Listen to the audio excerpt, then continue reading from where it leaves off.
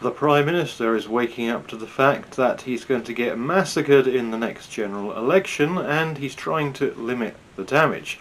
They're not planning on winning the election, they're trying to lose as few seats as possible. And since he knows it plays well with the Tory base, which he's trying to shore up, he's hitting the grooming gangs. Political correctness should never get in the way of keeping young women and young girls safe. So he launches that one with a clear hint at the Pakistani angle. And he's wheeling out his Home Secretary, who it must be said is clearly genuine about this. She's not doing any fake outrage here, and it's all consistent with what we already knew about her. What's clear is that what we've seen is a practice whereby vulnerable white English girls being pursued and raped and drugged and harmed by gangs of British Pakistani men who've worked in child abuse rings or networks. And there are many of these perpetrators still running wild, behaving in this way. And it's now down to the authorities to track these perpetrators down without fear or favour. There have been several reports since about the predominance of certain ethnic groups, and I say British Pakistani males, who hold cultural values totally at odds with British values, who see women in a demeaned and illegitimate way and pursue an outdated and frankly heinous approach in terms of the way they behave. We've got to stamp that out with criminal law and proper safeguarding, and we're only going to do that if, as a society, we face up to the facts and the truth of what's actually going on. There's a bizarre report that was flagged up in that interview there I showed edited highlights from, which people cite who are very keen to deflect away from the reality of this thing. This Home Office report from 2020 where they got the apologists all stirred up with these remarks about ethnicity. Research on offender ethnicity is limited and tends to rely on poor quality data. It is therefore difficult to draw conclusions about the differences in ethnicity of offenders, but it is likely that no one community or culture is uniquely predisposed to offending. So it's difficult to draw conclusions and it's unlikely, etc., but then they kind of go on to do exactly that, which is odd, providing some examples, the most bizarre being the claim that in one instance 42% of perpetrators were white or white British. But apparently it's still only likely that this is all down to nasty white men. You'd think they'd be trumpeting that 42% as proof, but it's only likely. That's a pretty lukewarm statement given the apparently devastating data behind it. And of course, everything else only points one way, and it's not that way. From the J report in 2014, ethnicity. In Rotherham, the majority of known perpetrators were of Pakistani heritage, including the 5 men convicted in 2010. Then, concerning Pakistani women, they also cited cases in Rotherham where Pakistani landlords had befriended Pakistani women and girls. They were most vulnerable to men from their own communities who manipulated cultural norms to prevent them from reporting their abuse. Then, the Casey report in 2015, anxiety around the ethnicity of perpetrators in Rotherham and other high-profile cases may have further discouraged a focus on perpetrators. Then the more recent Telford report just last year. Race, racial tensions. As to the first issue, it would, in my judgment, be wholly wrong and undoubtedly racist to equate membership of a particular racial group with propensity to commit CSE. That said, on the papers disclosed by stakeholders, it is an undeniable fact that a high proportion of those cases involved perpetrators that were described by victims, survivors, and others as being Asian or often Pakistani. The evidence plainly shows that the majority of CSE suspects in Telford during my terms of reference were men of Southern Asian heritage, including all the men convicted in Chalice and Operations Delta and Epsilon. What? Not 42% white men, but 100% Asian men? That's quite a switch. If you Google search any of the relevant towns, Rochdale, Oxford, Huddersfield, whatever, and then follow the search with grooming gangs, go to the first news report you see and read off the names and you will see something like this. I took these from 4 reports from 4 different towns. There are 24 names, all are Asian names, and incidentally mark this one down for reference in a few minutes. 8 of them include the name of the founder of Islam. This is, of course, a coincidence. Now change your general search to an image search. Rotherham grooming gangs, Rochdale grooming gangs, Telford grooming gangs, Huddersfield grooming gangs. To break off just briefly from that entertaining exercise, this is what the BBC said about Huddersfield. During the 3 trials, jurors heard how the men, who are all British Asians, mainly of Pakistani heritage, etc., statement of fact, not reported as someone else saying that, but a statement of fact. Not a nasty white man in sight, all Asians. So that was Huddersfield, now Keighley grooming gangs, Newcastle grooming gangs, Oxford grooming gangs, Bristol grooming gangs, Dewsbury, there are a couple from Bradford and Huddersfield in this one, Middlesbrough grooming gangs, again with a couple from elsewhere, Peterborough and Bradford grooming gangs. And that's the summary image, which has done a lot of heavy lifting on social media. Pretty much all the studies and all the newspaper reports say just one thing, and it's not that it's down to the nasty white man. And this is an Asian of exactly that ethnicity, as it turns out, speaking as Home Secretary in 2018. Most of the men in recent high-profile gang convictions have had Pakistani heritage. So we can definitively put to bed any claim that says anything other than this is pretty much exclusively a Pakistani issue. And Sajid Javid in that clip there said Pakistani heritage, not ethnicity. And of course, this is nothing whatsoever to do with ethnicity. For one thing, it defies belief that a skin colour could somehow create a predisposition towards this kind of thing. And moreover, if it was about ethnicity, then Indians would be up to it as much as Pakistanis, because they're exactly the same ethnicity, and Indians are totally unrepresented in all this. Good heavens, what a conundrum.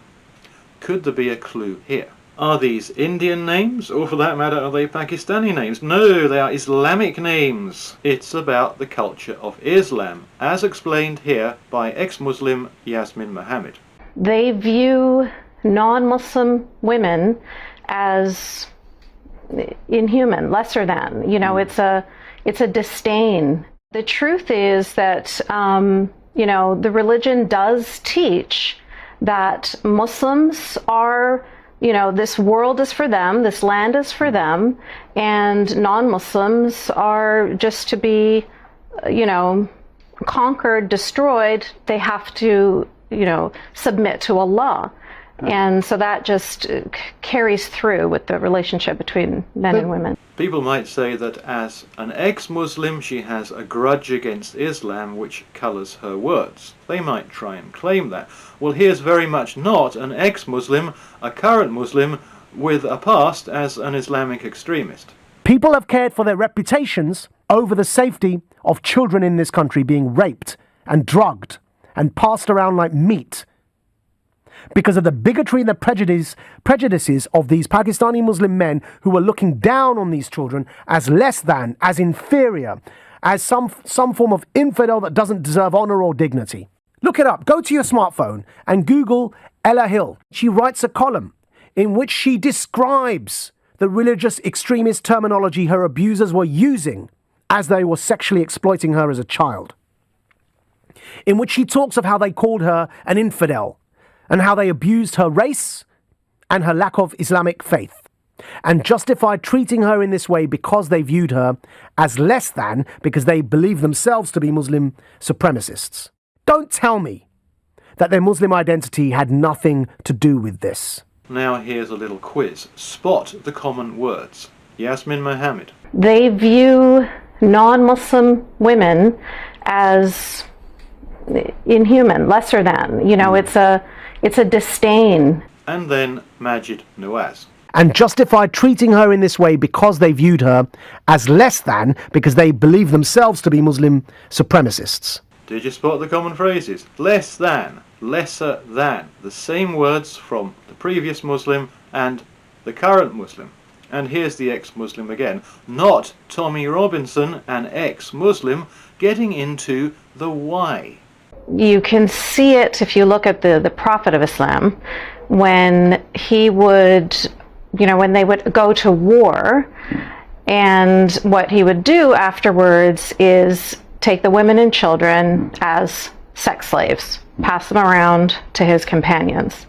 You saw that being repeated in Iraq and Syria with ISIS, doing that with the Yazidi women. Then cross-reference that with the names, and what jumps out like a sore thumb. Fully 1/3 of the people in those 4 groups are named after the founder of the religion she was talking about, not just adherents to the religion, named after the founder of it. They don't all do it. All Muslims do not do this. That would be impossible because child rape, at the end of the day, does tend to be a minority pursuit. But the fact that they don't all do it doesn't change the fact that those who do it on the basis of the ostensible blessing of the founder of the religion, with whom they so closely identify that many bear his actual name. And if an ex-Muslim and a current Muslim, both of whom are clearly informed on the subject, are not enough, here's an Islamic faith leader speaking, funnily enough, on the BBC.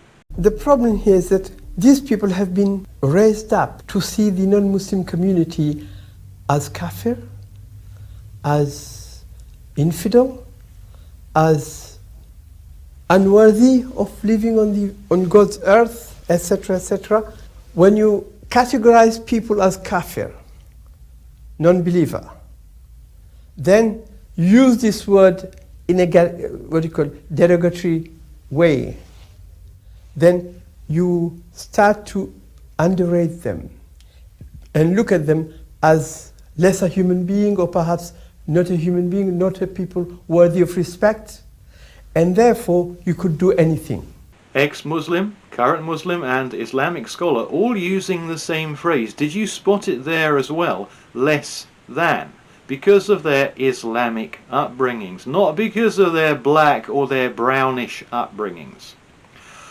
So this here is helpful from the Prime Minister, but it misses the point, collecting ethnicity data. If you collect ethnicity data, you will have more information, but it'll be more information on what you already know, i.e. this is almost exclusively down to Pakistanis.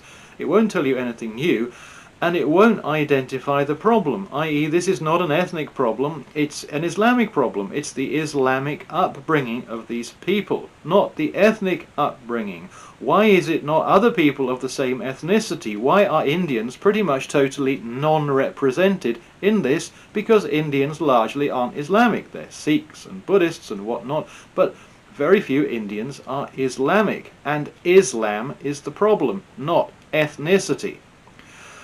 I put together a montage of clips on Twitter of all these prominent Asians, Muslims and ex-Muslims talking about the fact of the largely exclusive Pakistani makeup of the gangs and the Islamic underpinning of the whole thing. It might be a good idea to share it around. The link is in the description of this video. Local reviews and reports have confirmed that the grooming gangs scandal that has gone on here has been perpetrated by largely British Pakistani men.